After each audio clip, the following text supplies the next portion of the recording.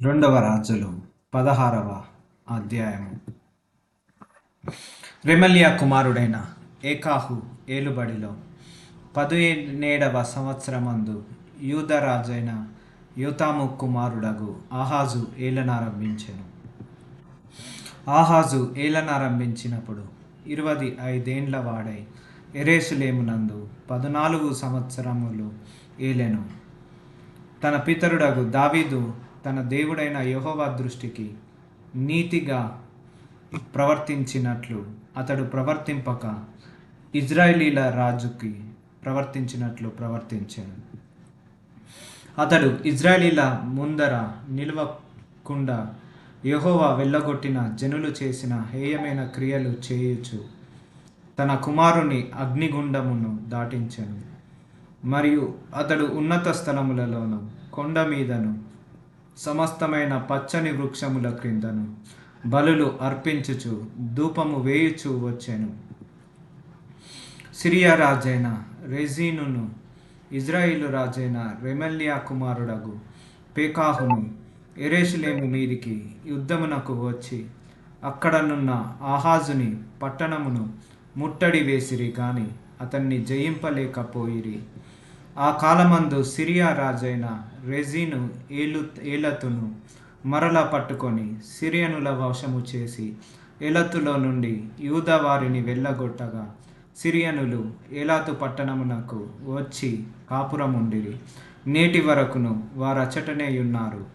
ఇట్లుండగా ఆహాజు యెహోవా మందిర సంబంధి అయినట్టుయో రాజనగరు సంబంధమైనట్టుయో సామగ్రులలో కనబడిన వెండి బంగారములను తీసుకొని అష్షూరు రాజునకు కానుకగా పంపి, నేను నీ దాసుడను నీ కుమారుడనై ఉన్నాను గనుక నీవు వచ్చి నా మీదికి లేచిన సిరియా రాజు చేతిలో నుండి ఇజ్రాయేలు రాజు చేతిలో నుండి నన్ను రక్షింపవలనని అష్షూరు రాజైన తిగ్లత్పిలెసెరు నొద్దకు దూతలనంపగా అష్షూరు రాజు అతని మాట అంగీకరించి దమస్కు పట్టణము మీదికి వచ్చి దాన్ని పట్టుకొని రెజీనును హతము చేసి ఆ జనులను కీరు పట్టణమునకు చేరదీసుకొని పోయెను.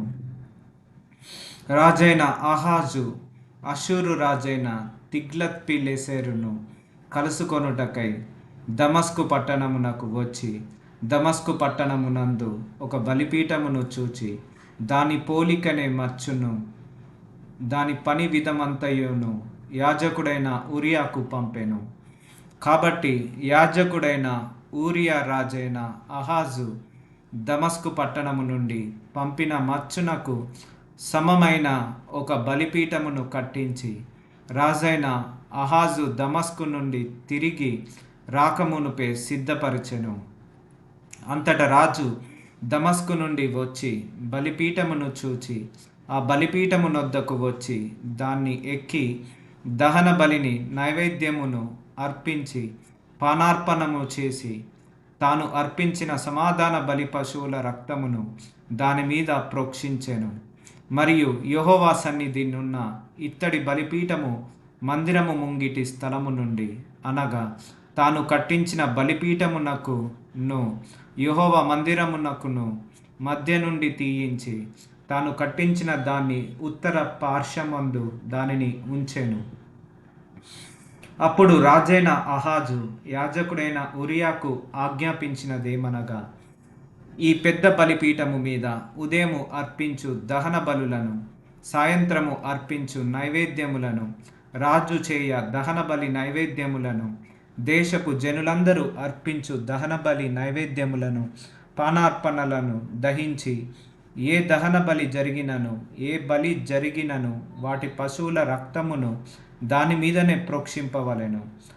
అయితే ఈ ఇత్తడి బలిపీఠము దేవుని యొద్ద నేను విచారణ చేయుట కుంచవలెను. కాగా యాజకుడైన ఊరియా రాజైన ఆహాజు ఆజ్ఞ చొప్పున అంతయు చేసెను. మరియు రాజైన ఆహాజు స్తంభముల అంచులను తీసివేసి వాటి మీదనున్న తొట్టిని తొలగించెను. ఇత్తడి ఎడ్ల మీద నున్న సముద్రమును దింపి రాతి కట్టు మీద దానిని ఉంచెను. మరియు అతడు అష్షూరు రాజును బట్టి విశ్రాంతి దినపు ఆచరణ కొరకై మందిరములో కట్టబడిన మంటపమును, రాజు ఆవరణము గుండా పోవు ద్వారమును యెహోవా మందిరము నుండి తీసివేసెను. ఆహాజు చేసిన ఇతర కార్యములను గూర్చి యూదా రాజుల వృత్తాంతముల గ్రంథమందు రాయబడి ఉన్నది. ఆహాజు తన పితరులతో కూడా నిద్రించి దావీదుపురమందు తన పితరుల సమాధిలో పాతిపెట్టబడెను. అతను కుమారుడైన హిజ్కియా అతనికి మారుగా రాజాయెను.